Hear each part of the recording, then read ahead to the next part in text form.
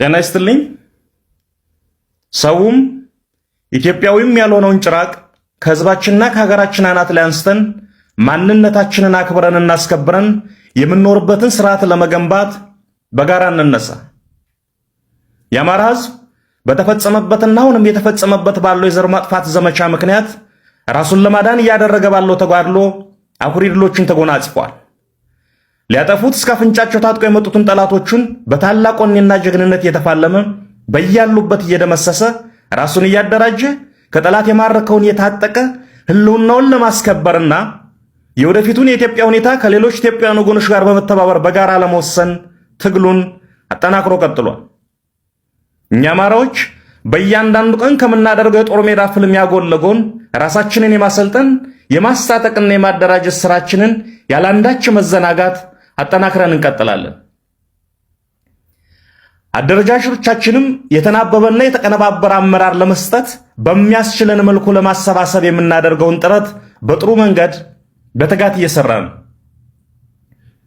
ከሌሎች ኢትዮጵያውያን ኃይሎች ጋር የምናደርገውን የትግል አጋርነትና ቅርርብ መልክ ለማስያዝ የአማራ ፋኖ በከፍተኛ ትጋት እየሰራ ነው። አማራ ራሱን እየተከላከለ በትጥቅና በአደረጃጀት ኃይሉን እያጠናከረ ከሌሎች ኢትዮጵያውያን ኃይሎች ጋር ትግሉን አስተባብሮ በድል ለመቋጨት የሚያደርገው ትንቅንቅ እንደተጠበቀ ሆኖ በከተሞች የሚኖረው ህዝብ ግን የአረመኔው የአብይ አህመድ አገዛዝ ዋና ገፈት ቀማሽ ሆኖ እያለ በእጁ ሊጠቀምበት የሚችል የትግል ግብአትና ኃይል ቢኖረውም እስካሁን በተደረገው ትግል ላይ ትግሉን በመጠኑ ከመደገፍ ባለፈ በተገቢ ሁኔታ የትግሉን ጊዜና መስዋዕትነት ለማሳጠር በተቀናጀ መንገድ ግን አልተነቃነቀም። በዛሬዋ የአብይ አህመድ አረመኔያዊ አገዛዝ ኢትዮጵያ በከተሞች ለሚኖረው ህዝብ በሰላም ወጥቶ መግባት ብርቅ ሆኗል። ያለ ጉቦ ጉዳይ ማስፈጸም የማይታሰብ ተደርጓል። ልጆቹን ለሚገድልበት ገንዘብ ለማሰባሰብ ህዝባችንን አጋድሞ እየጋጠው ነው። በኑሮ ውድነት ሰቅዞ እያሰቃየው ነው።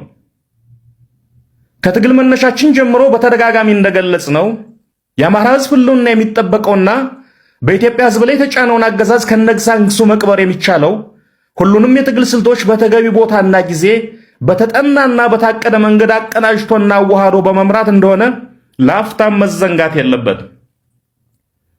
የኢትዮጵያ ከተሞች አዲስ አበባን ጨምሮ አረመኔው አብይ አህመድ በትጥቅ የሚፋለሙትን ጀግኖች ለማጥፋት ሴራ የሚጎነጉንበት ስንቅና ትጥቅ የሚያገኝበት የወንበዴና የዘር አጥፊ መደበቂያ ዋሻ መሆኑ በአፋጣኝ ማክተም አለበት።